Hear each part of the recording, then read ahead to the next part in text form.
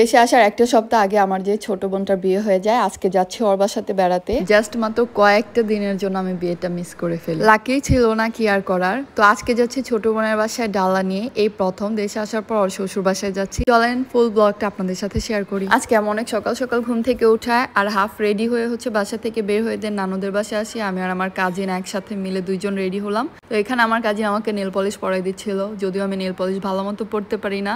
আর ও এরকম ভাবে পড়াচ্ছিল, আমার এক একটা আঙ্গুল পুরো বস্তা টাইপের হয়ে গেছে এখানে। আর নিচে আম্মু মামি নানু সবাই চিল্লাপাল্লা করতেছে, আমাদেরকে ডাকাডাকি করছিল যে নিচে নামার জন্য। আসলে আমাদের এত খারাপ একটা স্বভাব যে আমাদেরকে যদি সারা দিনও রেডি হওয়ার জন্য দেওয়া হয় তারপরও মনে হয় টান পড়ে যাবে। আর এগুলা চিন্তা করে আজকে অনেক তাড়াতাড়ি সকালবেলা ঘুম থেকে উঠাইছে। উঠানোর পর দেন ফ্রেশ ট্রেশ হয়ে গোসল টোসল করে আমরা রেডি হওয়া শুরু করছি, বাট তারপরও আমরাই সবার পিছনে। তো নিচে নামার পর কি ইচ্ছা মতো কতগুলা বকা শুনলাম আম্মু নানুদের কাছ থেকে। নিচে নেমে দেখি এখানে আমার ভাই বোন যেগুলো আছে সব বিচ্ছুগুলা রেডি হয়ে গেছে, মাশাআল্লাহ সবাইকে অনেক অনেক কিউট লাগছে। তো এই যে এক এক করে বাসা থেকে সবগুলো আমরা বেরিয়ে পড়লাম এখন। আর বৃষ্টির কথা কি বলবো, দেখেন জাস্ট বাসা থেকে বের হয়েছি আর তখনই বৃষ্টি শুরু হয়েছে। এত মেজাজটা খারাপ হচ্ছিল যে বৃষ্টির মধ্যে কি কোথাও যেতে ভালো লাগে জাস্ট বলেন। খুব তাড়াহুড়া করে আমরা তারপর রাস্তাটা পার হচ্ছিলাম। যাই হোক, খুব বেশি কষ্ট করতে হয় না, রাস্তায় দাঁড়ানোর সাথে সাথে আমরা একটা খালি সিএনজি পেয়ে যাই। আর এখানে ছোট মামি, আমি আর আমার মামাতো বোন, আমাদেরকে আম্মু আগে পাঠিয়ে দিচ্ছে যে তোরা চলে যায়, আমরা পিছনে আসবো। কারণ ডালার যাবতীয় সব কেনাকাটা হচ্ছে বড় মামি আর আম্মু মিলে করবে। আর আমাদেরকে আগে পাঠানো হচ্ছে কারণ আমরা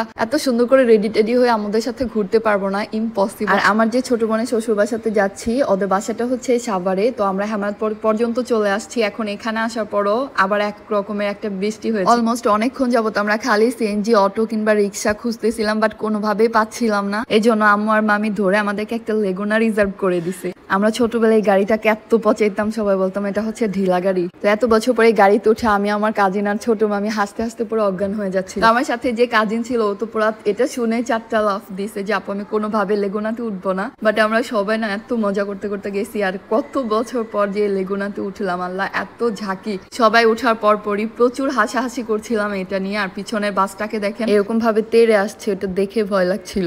দেন ফাইনালি আমরা বাসার সামনে চলে আসি। আর বৃষ্টির কারণে দেখেন যে রাস্তাঘাটে কি অবস্থা।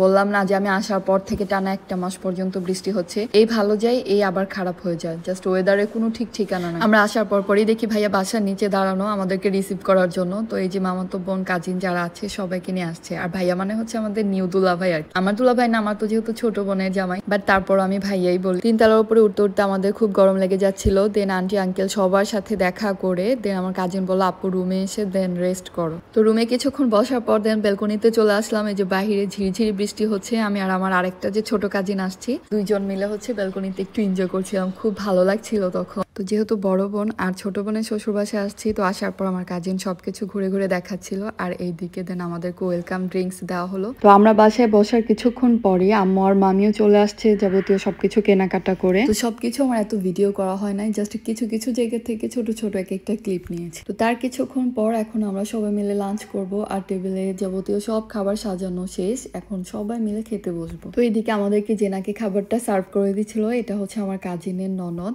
দেন আমরা সবাই একসাথে টেবিলে বসি খাওয়ার জন্য। আর তার সাথে কিন্তু আমার কাজিনও আমাদেরকে সার্ভ করে দিচ্ছিল, মনে হচ্ছে একটা পুরো পাকা গিন্নি হয়ে গেছে। যাক মাশাআল্লাহ, আল্লাহকে ভালো রাখুক, সবাই দোয়া করবেন আমার কাজিনের জন্য।